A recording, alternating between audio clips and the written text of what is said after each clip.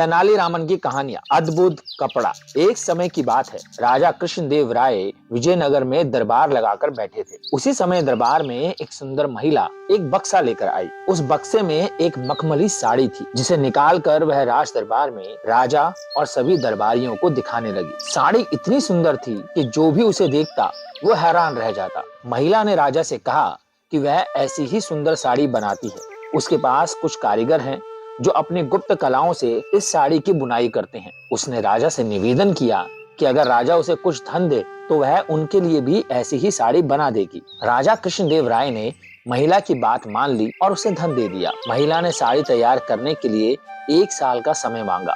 इसके बाद वह महिला साड़ी बुनने वाले अपने कारीगरों के साथ राजा के महल में रहने लगी और साड़ी की बुनाई करने लगी। इस दौरान उस महिला व कारीगरों के खाने पीने से लेकर तमाम खर्चे राजमहल ही उठाता था। इसी तरह 1 साल का समय निकल गया। फिर राजा ने अपने मंत्रियों को उस साड़ी को देखने के लिए उस महिला के पास भेजा। जब मंत्री कारीगर के पास गए तो वह देखकर हैरान रह गए। वहाँ 2 कारीगर बिना किसी धागे या कपड़े के कुछ बुन रहे थे। महिला ने बताया कि उसके कारीगर राजा के लिए साड़ी बुन रहे हैं, लेकिन मंत्रियों ने बताया कि उन्हें कोई साड़ी दिखाई नहीं दी। इस पर उस महिला ने कहा कि यह साड़ी सिर्फ वही लोग देख सकते हैं जिनका मन साफ हो और जीवन में उन्होंने कोई पाप ना किया हो। महिला की ये बात सुनकर राजा के मंत्री परेशान हो गए। उन्होंने बहाना बनाते हुए उस महिला से कहा कि उन्होंने वह साड़ी देख ली है और वो वहाँ से चले गए। राजा के पास वापस आकर उन्होंने कहा कि वह साड़ी बहुत ही सुंदर है। राजा इस बात से काफी खुश हुए। अगले दिन उन्होंने उस महिला को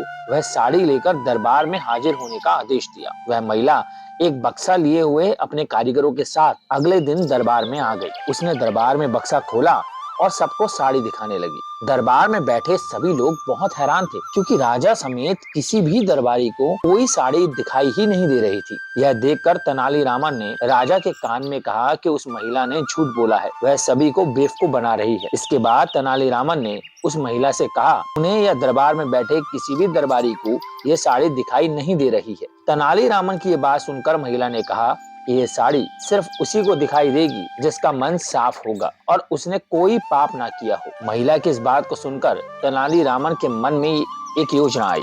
उन्होंने उस महिला से कहा, राजा चाहते हैं कि तुम खुद उस साड़ी को पहनकर दरबार में आओ और सभी को वो साड़ी दिखाओ। तेनालीरामन की ये बात सुनकर वह महिला राजा के सामने माफी मांगने लगी। उसने राजा को सब सच सच बता दिया कि उसने कोई साड़ी नहीं बनाई है, वह सबको मूर्ख बना रही थी। महिला की बात सुनकर राजा को बहुत गुस्सा आया। उन्होंने उसे जेल में डालने की सजा सुना दी, लेकिन जब उस महिला ने बहुत विनती की तो उन्होंने उसे छोड़ दिया और माफ करके जाने दिया। साथ ही राजा ने तेनालीरामन की चतुराई की भी खूब तारीफ की। तो दोस्तों, ये कहानी हमें ये सिखाती है कि अधिक दिनों तक झूठ या धोखा छिपाया नहीं जा सकता। एक ना एक दिन सच्चाई सबके सामने आ ही जाती है।